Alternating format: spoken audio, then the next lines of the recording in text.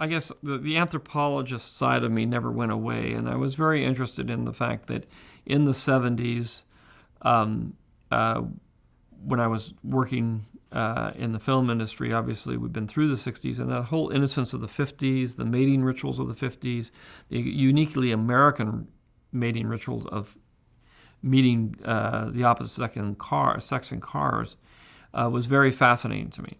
I really liked this kind of lost ritual that had gone on in the United States between 1940 and basically the beginning of the 60s. And I saw the beginning of the 60s as a real transition in the culture and the way, because of the Vietnam War and all the things we were going through. And I wanted to make a movie about it. And I had always liked the idea of Fellini's film, I Vitelloni, which is kind of the same issue about growing up and about taking responsibility and moving out of the house and that whole trauma. It was one of the themes that was in my first film, THX, and I wanted to expand on it.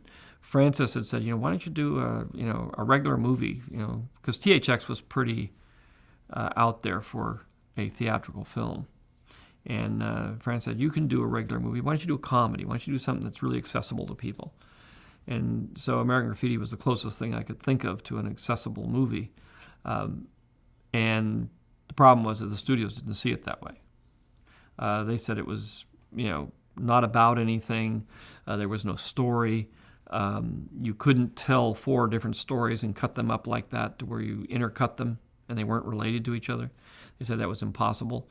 They said you couldn't put that much music in a movie. It was just, you can't just have a music track going through the whole thing. There were a lot of issues that were very controversial at the time that kept it from being made.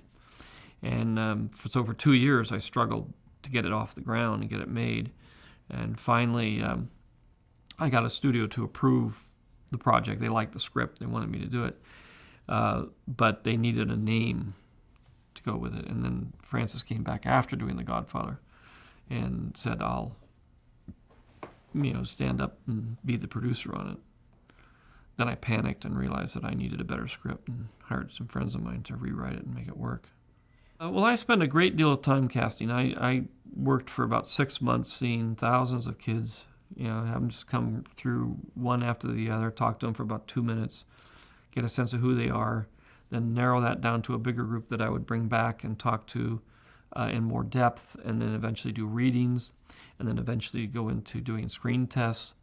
In that process, sort of weeded out, and I would do screen tests with different groups of people working with different people. So I was really looking for an ensemble cast. I was really looking for a group and how they would react to each other and how they fit together as a group rather than individually.